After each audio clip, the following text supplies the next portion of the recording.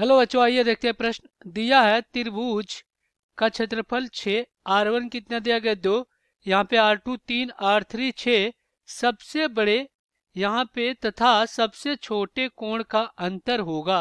विकल्प ए दिया गया cos इनवर्स 4/5, बी दिया गया tan इनवर्स 3/4, सी दिया गया है cos इनवर्स 3/5 और डी दिया गया इनमें से कोई नहीं। तो हम क्या करेंगे, यहाँ पे इनके बीच का अंतर बताना है। तो सबसे पहले हम क्या करेंगे, मुख्य अवधारणा लिखेंगे। मुख्य अवधारणा, तो ये क्या होगा इस प्रश्न के लिए। तो देखिए, ये आपका क्या लिखा है, अंतर में बताना है, तो ये अंतर है। अब यहाँ पे क्या करते हैं, अब हम यहाँ पे, अब देखिए हमें पता है कि R1 बराबर क्या होता है, त्रिभुज का क्षेत्रफल बटा S माइनस ए, और R2 बराबर क्या होता है, त्रिभुज का क्षेत्रफल बटा S माइनस बी, और R3 बराबर क्या होता है, ये होता है त्रिभुज का क्षेत्रफल बटा S माइनस सी। अब आपका यस क्या होता है, अर्ध परिमाप होता है त्रिभुज का, यानी कि a प्लस बी प्लस सी, और बटा में क्या होता है 2 होता है, और ए बी सी आपका भुजा होता है त्रिभुज का। तो चलिए यहाँ पे दिए गए प्रश्नों को हल कर लेते हैं। अब यहाँ पे त्रिभुज का क्षेत्रफल कितना दिया गया, 6 दिया गया है। R1 कितना दिया गया, 2, R2 यहाँ पे 3, और R3 कितना दिया गया, 6 दिया गया है। तो यहाँ से अगर हम क्या करें, R1 बराबर क्या होता है, ये होता है त्रिभुज का क्षेत्रफल और बटा में S माइनस ए। तो यहाँ से क्या हो जाएगा, R1 कितना है, R1 आपका यहाँ पे 2 है, और बराबर में 6 बटा क्या हो जाएगा S माइनस कितना ए। अब इसको काटेंगे तो ये 3 बार में कट जाएगा। तो यहाँ से S माइनस ए बराबर कितना आ गया 3, ये समीकरण 1 हो गया।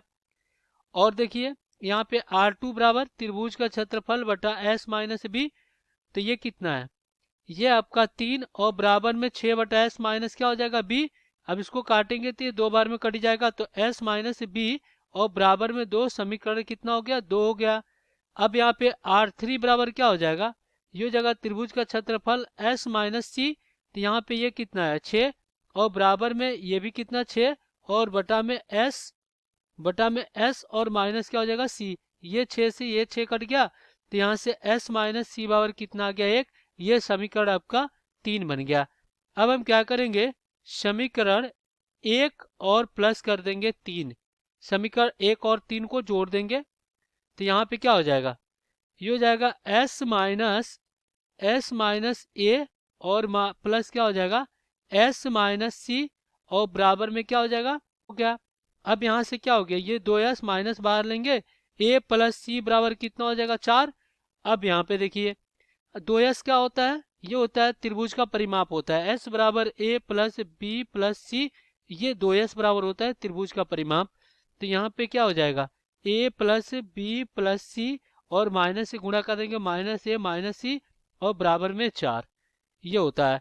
अब यहाँ से ये क्या होगा, माइनस प्लस है, इससे कट गया, तो यहाँ से b का मान 4 आ गया, हमें एक भुजा b मिल गया।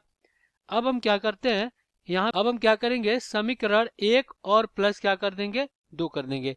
तो समीकरण 1 क्या आपका s माइनस ए, और फिर प्लस क्या हो जाएगा, ये हो जाएगा s और माइनस b, और बराबर में क्या हो जाएगा 3 2 5 हो जाएगा।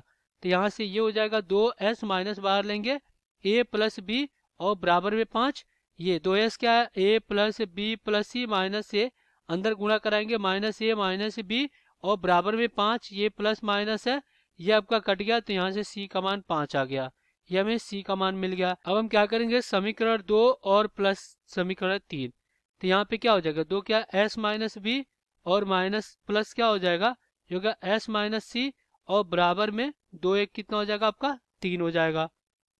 तो यहाँ से क्या हो जाएगा 2s और माइनस, अगर माइनस बाहर लेते हैं तो b प्लस सी, और बराबर में 3, तो यहाँ पे आपका क्या हो जाएगा a plus B plus C minus B minus C बराबर की तरह 3।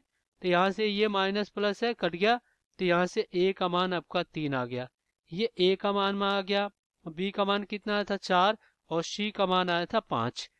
अब यहाँ पे अगर हम क्या करें, यहाँ पे भुजाएं देखें तो सबसे बड़ी भुजा का वर्ग, यानी कि अगर हम क्या करें c का वर्ग, और यहाँ पे दो छोटी भुजाओं के वर्ग का योग अगर क्या हो जाए, बड़ी भुजा के वर्ग के बराबर हो जाए, तो समकोण त्रिभुज होगा।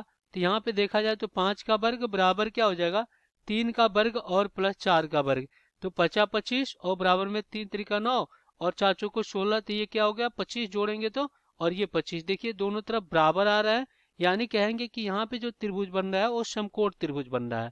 तो यहाँ पे समकोण त्रिभुज बनाएंगे, तो चलिए यहाँ पे बना लेते हैं। ये आपका क्या है, ये आपका समकोण त्रिभुज है, चलिए यहीं पे बना लेते हैं। ये आपका एक समकोण त्रिभुज है, और ये क्या है, कोण बी है, और ए है, और ये सी है।